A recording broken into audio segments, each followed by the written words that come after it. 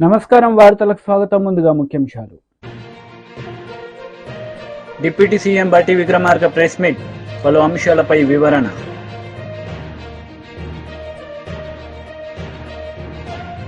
YCP మహిళా leader వరుడు Kalyani press meet, TDP నేతలపై ఫైర్. డిప్యూటీ సీఎం బట్టి విక్రమార్క ప్రెస్ మీట్ నిర్వహించారు. ఈ సందర్భంగా పలు అంశాలపై ఆయన మాట్లాడారు. స్కూల్స్ సంబంధించి పిల్లలు లేకపోతే మేనేజ్మెంట్ సంబంధించినటువంటి వాళ్ళు వారికి ఫోన్ చేసి మా స్కూల్స్ పరిస్థితి బాగాలేదు, ఒకసారి చూసిపోండి అని అడిగారు. చెప్తూ ఆ స్కూల్స్లో పిల్లలు ఒకళ్ళ మీద ఒకళ్ళు పడుకునే పరిస్థితి, అక్కడ కావాల్సినటువంటి టాయిలెట్ సంబంధించినటువంటి పరిస్థితులు కానీ లేకపోతే మిగతా సప్లై చేసేటువంటి విధానం కానీ ఏమీ లేక ఇబ్బంది పడుతున్న పరిస్థితులు ఉన్నాయి రండి అని అన్నప్పుడు వారు స్పష్టంగా వారి సమాధానం చెప్తూ త్వరలోనే మేము ఈ ఇంటిగ్రేటెడ్ రెసిడెన్షియల్ స్కూల్స్ అన్నింటినీ రాష్ట్ర వ్యాప్తంగా కూడా ప్రకటిస్తున్నామని చెప్పి వారు నిన్న చెప్పి కూడా వచ్చారట. సో నేను ఈ సందర్భంగా ఎందుకు గుర్తు చేస్తూ ఉన్నానంటే, రాష్ట్రంలో చదువుకునేటువంటి ఈ రెసిడెన్షియల్ స్కూల్స్లో ఉన్నటువంటి వసతులు చాలా ఇబ్బందికరంగా ఉన్నాయి. సో దానికి సంబంధించిన సమాచారం కూడా కొంత ఇప్పుడు మనకి సంబంధించి రెసిడెన్షియల్ స్కూల్స్లో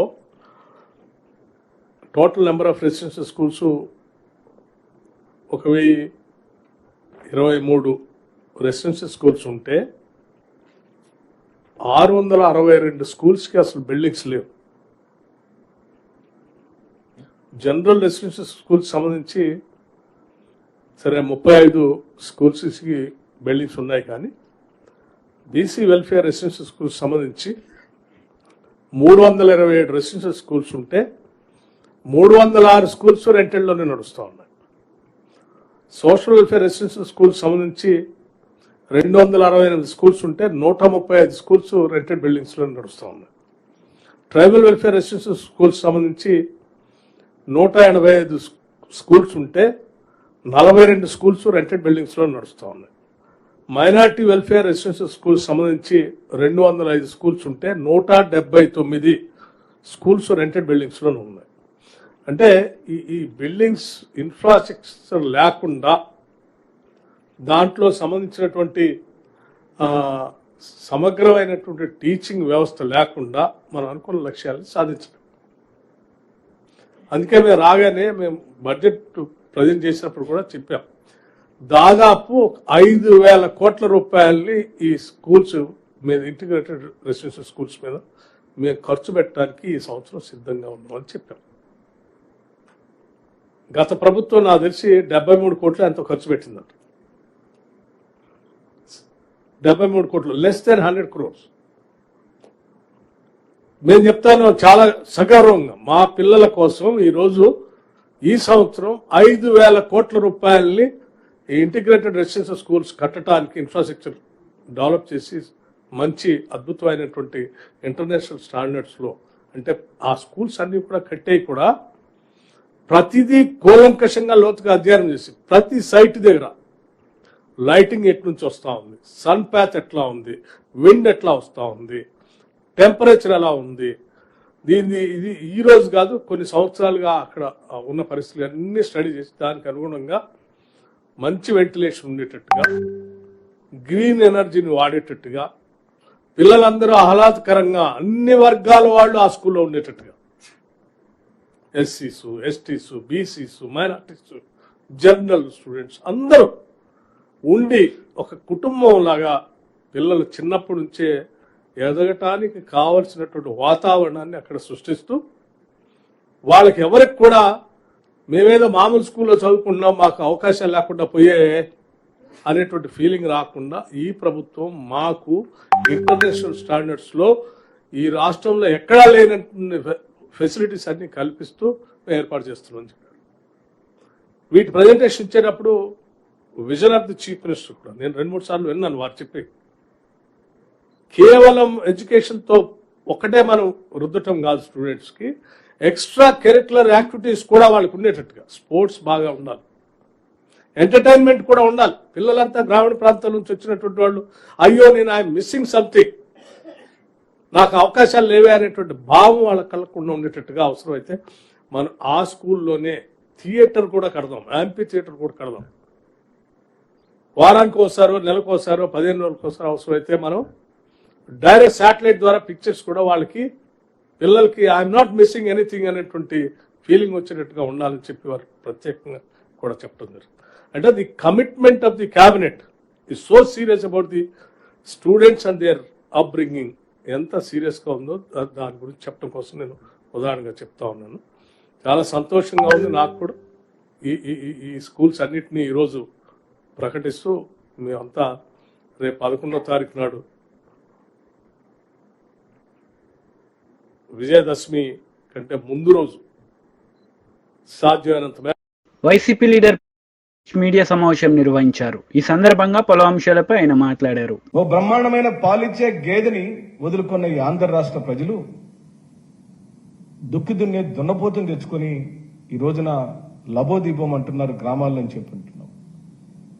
భారతదేశ రాజకీయాలే కాదు, ప్రపంచ దేశ రాజకీయాలలో కూడా 4 నెలల కాలంలోనే ఇంత పూర్తి వ్యతిరేకత తెచ్చుకున్న ప్రభుత్వం మరెక్కడ మనం చూసుండమని చెప్పి అంటున్నాం.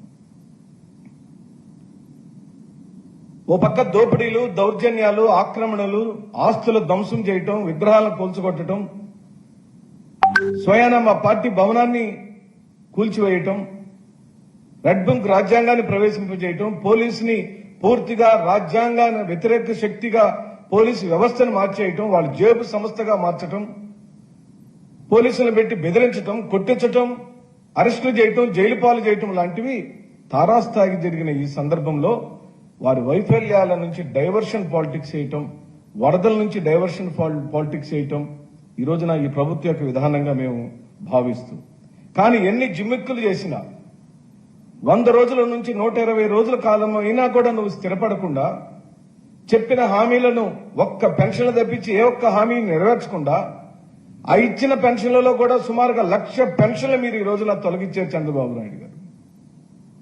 ఈ ఉసురు మీకు తగులుతుంది. ఏ పేదవాడు ఆ 3,000 కోసం, 4,000 కోసం 30 రోజుల పాటు ఎదురు చూస్తూ ఉంటాడో ఆ పేదవాడి యొక్క ఉసురు, ఆ ఘోష మీకు తగులుతుంది.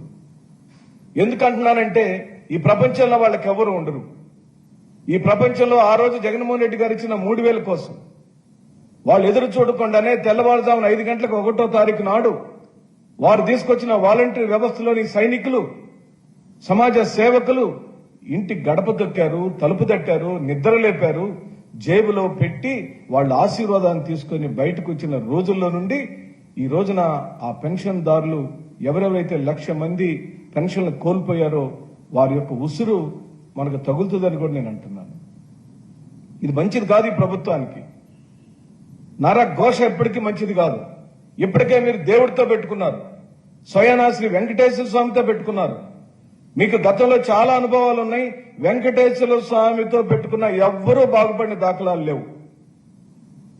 అది మీరు, మీతో పాటు వేషధారణలతో ఈ రాష్ట్రాన్ని మత విద్వేషాలు రెచ్చగొట్టే విధంగా మరి అతి సామరస్యమైన ఆంధ్రప్రదేశ్ ని మతాలతో, కులాలతో, ప్రాంతాలతో చిన్నాభిన్నం చేయాలనుకున్న ప్రతి శక్తికి వెంకటేశ్వర స్వామి సమాధానం చెప్పాలని ఈ సందర్భంగా నేను మనవి చేస్తూ 2014-19 కాలంలో మీరిచ్చిన అనేకమైన జీవోలు, ఒక మారేమో ఏపీఎండీసీ ద్వారా అమ్మకాలని చెప్పారు. కొన్నాళ్లు గడిచిన తర్వాత దాన్ని పునర్సమీక్షించి మండల సమైక్యల ద్వారా అమ్మకాలని చెప్పారు. మళ్లీ మంత్రిమండలిని పెట్టారు, మళ్లీ సమీక్షించారు. సబ్ కమిటీ ద్వారా కొన్ని సూచనలు అడిగారు. సబ్ కమిటీ ఇచ్చిన సూచనల మేరకు మరి టెండర్ కమ్ ఆక్షన్ నిర్వహించమని సబ్ కమిటీ చెబితే దానికి ఒక జీవో ఇచ్చారు. మళ్లీ ఆ జీవోని అలాగే ఉంచుకొని 2016 జీవో నెంబర్ 43 ఏప్రిల్ 6వ తారీఖున రిలీజ్ చేశారు. సుమారుగా 19 జీవోలు 2014 నుంచి 19 కాలంలోనే నారా చంద్రబాబు నాయుడు గారు ఈ ఇసుక విధానం మీద ఆయనే స్వయంగా 19 జీవోలు ఇచ్చాడు. కేవలం ఇది దోపిడీకి అనేక మార్గాలను వెతుక్కుంటూ వచ్చాడని మనం చేస్తున్నాం. స్వయంగా నారా చంద్రబాబు నాయుడు గారు నివాసం ఉంటున్న కరకట్ట ప్రాంతంలోనే, కరకట్టకు ఆనుకునే, కరకట్టకి వెనకనే దోపిడీ యథేచ్ఛగా జరిగింది. పూర్తిగా అది లోకేష్ గారి యొక్క కంట్రోల్లోనే జరిగిందని ఆ రోజు నారుడు ఉండేది. మరి ఈ రోజున అలాంటి పరిస్థితులను ఫోటోలు, వీడియోలు తీసిన ఆధారాలు బొచ్చుడని ఉన్నాయి. మీరు వారందరినీ కూడా భయభ్రాంతులు చేసిన సందర్భాలు గత ప్రభుత్వంలో జరిగినాయి. వైఎస్ఆర్సీపీ తీసుకొచ్చిన విధానాలలో ఓపెన్ టెండర్ సిస్టమ్ ఉంది. ప్రత్యక్షంగా ఎవరైనా పాల్గొని ఉండొచ్చు. ఆ ఓపెన్ టెండర్ సిస్టమ్ పూర్తిగా కేంద్ర ప్రభుత్వ సంస్థ ఆధ్వర్యంలో జరిగింది. ఆ టెండర్ చేజిక్కించుకున్న సంస్థలు పూర్తిగా రాష్ట్రానికి కట్టవలసిన డబ్బులను కట్టారు. వాళ్ళు వ్యాపారాన్ని సక్రమంగా చేసుకున్న ఉదంతాలు మనం చూసాం. టన్నుకు కేవలం 475 రూపాయలు మాత్రమే జరిగింది ఛార్జీ. చంద్రబాబు నాయుడు గారు 475 రూపాయలు. టీడీపీ లీడర్ మీడియా సమావేశం నిర్వహించారు. ఈ సందర్భంగా పలు అంశాలపై ఆయన మాట్లాడారు. ఆట ఆడుకున్నారో ఇవాళ వివరంగా మనం ఒక్కసారి చూద్దాం. రివర్స్ టెండరింగ్ అడ్డం పెట్టుకొని కాంట్రాక్ట్లో అడ్డంగా దోచేశారా అప్పటి టీటీడీ బోర్డు? వాస్తవం, దోచేశారు. తమకు కావాల్సిన ఒక 7-8 సంస్థలను పెట్టుకొని వాటినే L1 L2 అంటూ వాటికి టెండర్లు ఇస్తూ 5 ఏళ్ళు టీటీడీ టెండరింగ్, రివర్స్ టెండరింగ్ అంటూ ఒక డ్రామా నడిపిందా? వాస్తవం. మార్కెట్ కంటే టీటీడీకి ఈ ఉత్తర భారతదేశానికి చెందిన సంస్థలు దాదాపు 40-50% తక్కువగా ఎలా సరఫరా చేశాయి? దీంట్లో కమిషన్లు ముట్టాయా? టీటీడీ బోర్డులో ఉండేవారికి, టీటీడీ చైర్మన్లకి, టీటీడీ ఈఓలకి ఖచ్చితంగా ముట్టాయనే తెలుస్తోంది. వాస్తవం. కేజీకి ఇంతని కమిషన్లు తీసుకున్నారా? వాస్తవం. అందుకే ఆంధ్ర, తెలంగాణ, ఈ దక్షిణ భారతదేశానికి చెందిన వాళ్ళని, రైతుల కోఆపరేటివ్ని పక్కన పెట్టారా ఉద్దేశపూర్వకంగా? వాస్తవం. ఒకవేళ ఒకరిద్దరు ఆంధ్ర ప్రాంతానికి చెందిన సంఘం డైరీ లేకపోతే విజయ్ విశాఖ లాంటి డైరీలు వేసినా కూడా రివర్స్ టెండరింగ్ ప్రాసెస్లో మాకొద్దని వెళ్ళిపోయారా? వాస్తవం. దాని కర్ణాటక మిల్క్ ఫెడరేషన్ ఎందుకు 4-5 సార్లు రివర్స్ టెండరింగ్లో వెనక్కి వెళ్ళిపోయింది? ఈ కమిషన్లు ఇచ్చుకోలేకనా? వాస్తవం. రివర్స్ టెండరింగ్ అంటూ చాలా గొప్పగా చెప్పారు జగన్మోహన్ రెడ్డి గారు ఆయన వచ్చిన కొత్తల్లో, ఆయన ముఖ్యమంత్రిగా ఉన్నప్పుడు. అన్ని రంగాల్లో ఎలా అయితే అది రివర్స్ అయిపోయిందో, ఎలా బూమరాంగ్ అయిపోయిందో, నెయ్యి దీంట్లో కూడా అదే విధంగా రివర్స్ టెండరింగ్ తమకు అనుకూలంగా వాడుకున్నారు. ఆ 5 సంవత్సరాల పాటు ఏలిన టీటీడీ బోర్డు వాళ్ళు, టీటీడీ ఈఓలు, టీటీడీ చైర్మన్లు రివర్స్ టెండరింగ్ అని చెప్పి తాము చెప్పిన రేటుకి మొదటి బిడ్డింగ్ జరుగుతుంది, మళ్ళా వీళ్ళు చెప్పిన రేటుకే రివర్స్ బిడ్డింగ్ జరుగుతుంది. అందరూ కూడబలుకున్నట్టు 5-10 రూపాయల తేడాలతో వేస్తుంటారు.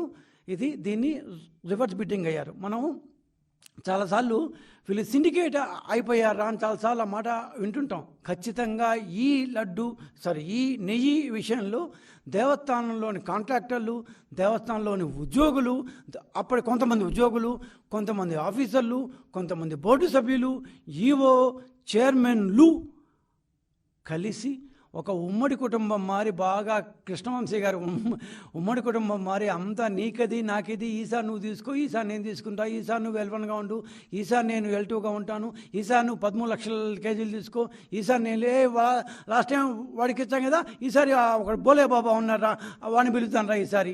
ఈ టైప్లో 5 సంవత్సరాల పాటు దోపిడీ డ్రామాను నడిపారు. ఇంత పెద్ద ఎత్తున టీటీడీ 52 లక్షల కేజీలు పర్ ఇయర్, 52 లక్షల కేజీలు సంవత్సరానికి టీటీడీ నెయ్యి కొనుగోలు చేస్తుంటే భారతదేశం మొత్తం మీద కేవలం 15 సంస్థలు మాత్రమే ఈ 5 సంవత్సరాల్లో టెండర్గా అప్లై చేశాయి. ఆ 15 సంస్థల్లో కూడా 5 సంస్థలు, 4 ఆంధ్రావి, 1 కర్ణాటకది. మేము దీంట్లో పాల్గొనలేం బాబు, మాకు రివర్స్ వద్దు, ఏమొద్దు, మీ రివర్స్ మీ దగ్గర పెట్టుకొని వెళ్ళిపోయినాయి. సంగం డైరీ అప్లై చేసి ఫస్ట్ బిడ్డింగ్ చేసింది, వెళ్ళిపోయింది. విజయ్ విశాఖ వచ్చింది, వెళ్ళిపోయింది. ఆ తర్వాత బెంగళూరు మిల్క్ ఫెడరేషన్ వచ్చింది, వెళ్ళిపోయింది. ఇట్లా 5 సంస్థలు వెళ్ళిపోయినాయి. పోతే 9-10 సంస్థలు మాత్రం ఉన్నాయి. దాంట్లో 7-8 సంస్థలకు మాత్రమే ఈ 5 సంవత్సరాల్లో టెండర్లు దక్కాయి. ఎక్కువగా దక్కింది కేవలం 4 సంస్థలకే. ఈ 4 సంస్థల్ని అటు ఇటు వాడికెళ్ళవని వీడికెళ్ళటు వాడికెళ్ళటు నెక్స్ట్ టైం వాడికెళ్ళవని ఈ 4 సంస్థలతోనే డ్రామా మొత్తం నడిపారు.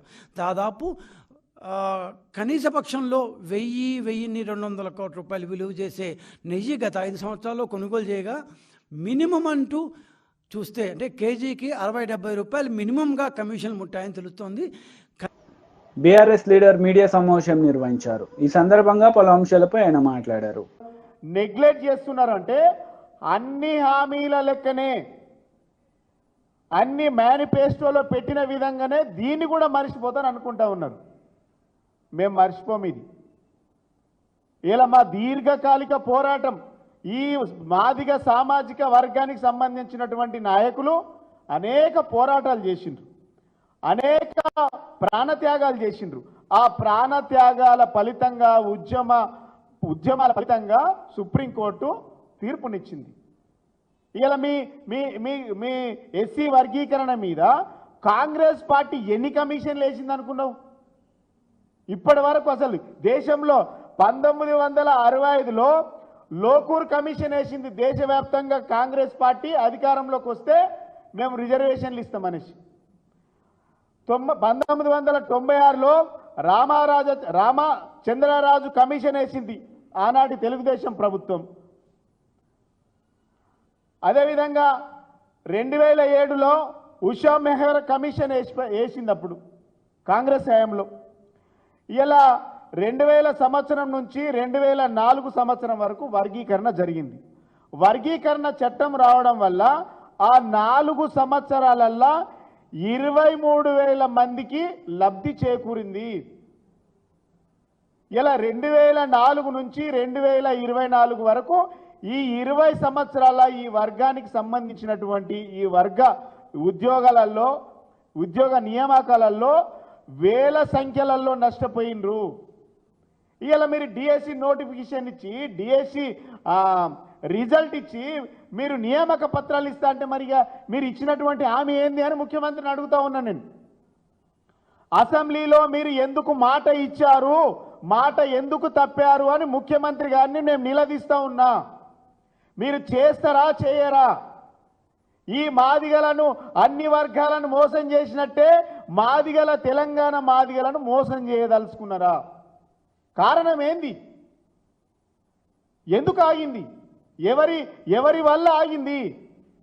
ఎవరికి ప్రయోజనాలు చేకూర్చాలని ఆగుతుంది అంటున్నా. ఎవరి ప్రలోభాలకు మీరు లొంగుతున్నారని అడుగుతా ఉన్నాం మేము కాంగ్రెస్ ప్రభుత్వాన్ని. ఇలా ఇంత అన్యాయమా? ఇలా కాంగ్రెస్ పార్టీ మేనిఫెస్టోలో పెట్టింది. ఏం పెట్టింది? ఆనాడు చేవేళ్ల డిక్లరేషన్. ఇది అభయహస్తం. తెలంగాణ రైతులకు నిరుద్యోగులకు భస్మాసుర హస్తం. ఇలా మాదిగలకు కూడా భస్మాసుర హస్తం. ఇది కాంగ్రెస్ అభయహస్తం. అంటే అన్ని వర్గాలకు అభయహస్తం కాదు, ఇది భస్మాసుర హస్తం. ఇలా మేము అడుగుతా ఉన్నాం. ఆనాడు మీరు ఏం చెప్పిండ్రు? ఎస్సీ రిజర్వేషన్లు పెంపు, ఎస్సీ వర్గీకరణకు అమలుకు కట్టుబడి ఉన్నామని చెప్పిండ్రు. ఏమైంది మరి? 65 రోజులు మీరు సొంతంగా చేసేటువంటి అవకాశం లేదు. సుప్రీంకోర్టే గైడ్ లైన్ ఇచ్చింది. రాష్ట్రాలకు అధికారాలు ఇస్తున్నాము. ఆర్టికల్ 341 ప్రకారము రాష్ట్రాలకు అధికారాలు ఇస్తున్నామని వైసీపీ లీడర్ మహిళా లీడర్ వరుడు కళ్యాణి మీడియా సమావేశం నిర్వహించారు. ఈ సందర్భంగా పలు అంశాలపై ఆమె మాట్లాడారు. కనిపిస్తూ ఉంది. ఈరోజు చెప్పండి, ఈ ఆంధ్రప్రదేశ్ రాష్ట్రంలో ఆడపిల్లలకి ఆపదొచ్చినప్పుడు చెప్పుకోవడానికి ఏదైనా వ్యవస్థ ఉందా? ఒక్క వ్యవస్థ చూపించండి. ఉన్న వ్యవస్థని, ఆ దిశ యాప్ని కానీ దిశ పోలీస్ స్టేషన్స్ని నిర్వీర్యం చేసేశారు. ఇప్పుడు ఈ ప్రభుత్వం అధికారంలోకి వచ్చాక ఇన్ని సంఘటనలు జరుగుతూ ఉన్నాయి. వీళ్ళ రక్షణ కోసం పోని మంత్రివర్గం ఏమైనా ఒక సమావేశం ఏర్పాటు చేసి దీనికోసం ఒక జీవో తీసుకొచ్చారా? ఆడపిల్లల రక్షణ కోసం మరింత మెరుగైన వ్యవస్థను, మరింత మెరుగైన యాప్ను ఏమైనా తీసుకొచ్చారా? అవి ఏవీ చేయట్లేదు. అసలు ఆ దిశ యాప్ కానీ దిశ చట్టం కానీ ఇలాంటి పనులు చేసే కామాంధుల పాలిట ఒక సింహ స్వప్నంలా, ఒక వజ్రాయుధంలా పనిచేసేది. అర్ధరాత్రి అయినా ఆడపిల్లలు ధైర్యంగా ఆ దిశ యాప్ ఫోన్లో ఉంటే ధైర్యంగా వెళ్ళే పరిస్థితిని కల్పించేది. సరే, ఆ జగనన్న అది ప్రవేశపెట్టాడు కాబట్టి మీకు ఇష్టం లేదు, కానీ ఆ ఆయుధాన్ని ఇలా నాశనం చేసేస్తే ఈరోజు ఆడపిల్లల దుస్థితి మనం చూస్తూ ఉన్నాం. మొన్న చూస్తే విజయనగరంలో 6 నెలల పసికందు మీద అత్యాచారం. అలాగే ప్రతి జిల్లాలో కూడా ఇలాంటి సంఘటనలు ఎన్నో. లోకేష్ గారి సొంత నియోజకవర్గంలో వరుసగా 3 సంఘటనలు. అలాగే మనం చూసాం కోవెలకుంటలో తీసుకుంటే ఒక మతి స్థిమితం లేని ఆడపిల్లని అత్యాచారం చేయడం. అన్నింటికంటే ఘోరం మనం చూసాం గొడ్లవల్లేరులో 300 మంది ఆడపిల్లలు సీసీ కెమెరాస్ పెట్టేశారని వాళ్ళు మొత్తుకొని ధర్నాలు చేసినా కూడా కనీసం ఎవరూ పట్టించుకోలేదు. సరికదా హోమ్ మినిస్టర్ గారు కానీ డీజీపీ గారు కానీ వెళ్ళి అసలు ఏం జరిగిందో తెలుసుకునే ప్రయత్నం కూడా చేయలేదు. అంటే ఆడపిల్లల మీద ఎంత నిర్లక్ష్య ధోరణి, ఆడపిల్లల మాన ప్రాణాల మీద ఎంత నిర్లక్ష్య ధోరణి ఈ కూటమి ప్రభుత్వానికి ఉందో మనం అర్థం చేసుకోవచ్చు. ఇలాంటి దారుణమైన సంఘటనలు వీళ్ళు కొనసాగుతూ ఉంటే ప్రజలన్నీ గమనిస్తూ ఉన్నారనే విషయం మర్చిపోకూడదని నేను తెలియజేస్తూ ఉన్నాను. అలాగే పవన్ కళ్యాణ్ గారు తీసుకుంటే చెప్పారు ఎన్నికల ముందు 30,000 మంది ఆడపిల్లలు కనిపించట్లేదంటూ ఉపన్యాసాలు ఇచ్చారు. మరి ముచ్చుమరి సంఘటన జరిగింది. అప్పుడు ఇన్ని రోజులైనా కూడా ఆ మృతదేహాన్ని ప్రభుత్వం కానీ పోలీసులు కానీ కనిపెట్టలేని పరిస్థితి అయింది. మరి పవన్ కళ్యాణ్ గారు ఎందుకు ప్రశ్నించట్లేదు? అలాగే రాంబెల్లి సంఘటన జరిగింది, ఏం పరామర్శకు వెళ్ళొచ్చు కదా. గొడ్లవల్లేరు సంఘటన అయింది, వాటన్నిటి గురించి ఎందుకు మాట్లాడలేదు? ఈవెను ఈ పొంగనూరు సంఘటన జరిగినప్పుడు పవన్ కళ్యాణ్ గారు అదే జిల్లాలో తిరుపతిలో ఉన్నారు. పోలీసులకు డైరెక్షన్స్ ఇవ్వచ్చు, లేదా కుటుంబం దగ్గరికి వెళ్ళి ఒక ధైర్యాన్ని భరోసాని ఇవ్వచ్చు. అవేమీ చేయట్లేదు. ఇదేనా మీ అందరి బాధ్యత ఆడపిల్లల మీద, ఆడపిల్లల రక్షణ మీద నేను ప్రశ్నిస్తూ ఉన్నాను. అసలు ఈ రాష్ట్రంలో ఈ ప్రభుత్వం గొప్పగా చెప్పుకుంటూ ఉంటుంది, ఇదేదో మరి చాలా మంచి ప్రభుత్వం అని చెప్పి. కానీ ఇది మంచి ప్రభుత్వం కాదు, ఆడపిల్లలను అంతమొందించే ప్రభుత్వం అని ఈ రాష్ట్రంలో ఉన్న ప్రజలందరూ కూడా అనుకుంటూ ఉన్నారు. చంద్రబాబు నాయుడు గారు ఎన్నికల టైంలో ఓదరగొట్టేస్తూ అతను ఎమ్మెల్యే క్యాండిడేట్స్ ప్రచారం చేశారు, బాబు షూరిటీ భవిష్యత్తు గ్యారంటీ అంటూ. కానీ చంద్రబాబు నాయుడు గారు ముఖ్యమంత్రిగా కూటమి ప్రభుత్వం అధికారంలోకి వచ్చాక ఈ రాష్ట్రంలో ఆడపిల్లల మాన ప్రాణాలకు షూరిటీ లేని పరిస్థితిని కూటమి ప్రభుత్వం తీసుకొచ్చింది. అసలు ఇంత దుర్మార్గమైన పాలన, ఇంత నిర్లక్ష్యపూరితమైన పాలన గతంలో ఎన్నడూ చూడని పరిస్థితి. అలాగే ఇన్ని సంఘటనలు జరుగుతున్నాయి. కేవలం 4 నెలల్లో మనకు 100కు పైగా ఆడపిల్లల మీద అత్యాచారాలు, హత్యలు జరుగుతూ ఉన్న సంఘటనలు మనం చూస్తూ ఉన్నాం. ప్రభుత్వం నుంచి కనీసమైన స్పందన లేదు. అసలు ఆడపిల్లలు మనందరి ఇళ్లలో ఉన్నారు, దీని మీద మనందరం ఉద్యమించాల్సిన అవసరం ఉంది. అసలు ఈ పొంగనూరు విషయంలో ఎన్ని మహిళా సంఘాలైతేనేమి స్వచ్ఛంద సంస్థలు పెద్ద ఎత్తున పోరాటం వార్తలు ముగించే ముందు ముఖ్యాంశాలు మరోసారి. డిప్యూటీ సీఎం బట్టి విక్రమార్క ప్రెస్ మీట్, పలు అంశాలపై వివరణ.